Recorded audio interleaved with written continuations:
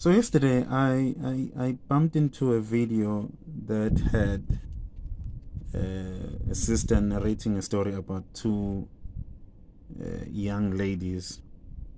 One was mourning the loss of a stepmother, and the other was mourning a loss of a father. I say they were mourning because this is another form of grieving. The stepmother was toxic for 11 years. The other was mourning the loss of a father who chose his spouse, the stepmom, who chose the spouse over his firstborn child. So he was persuaded by the new woman in his life to abandon the firstborn. And he complied. Now, he is dead. The child is the firstborn. The child is in the will.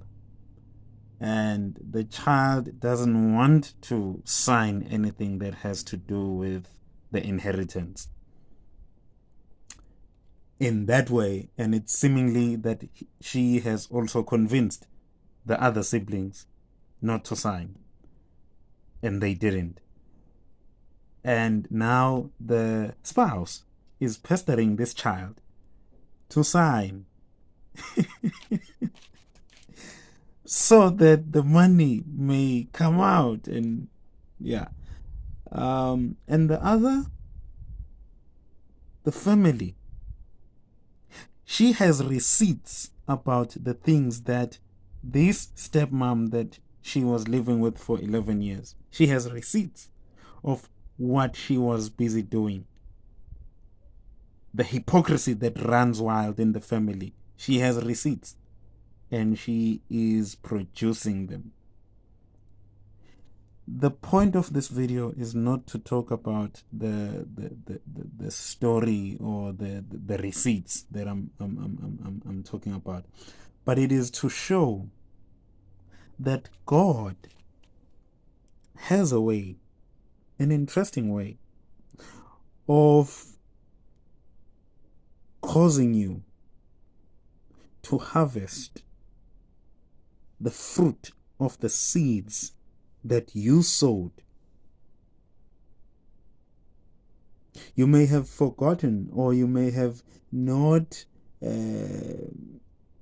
understood that how you treat your partner's kids or children are seeds that you or your children that you have with that man, that you have with that woman, will reap after you are long gone. These two people are now dead. The families they leave behind are tied in one way or another to the very same children that they mistreated. You may think that these kids are rejoicing. It's a form of grieving. I also grieved.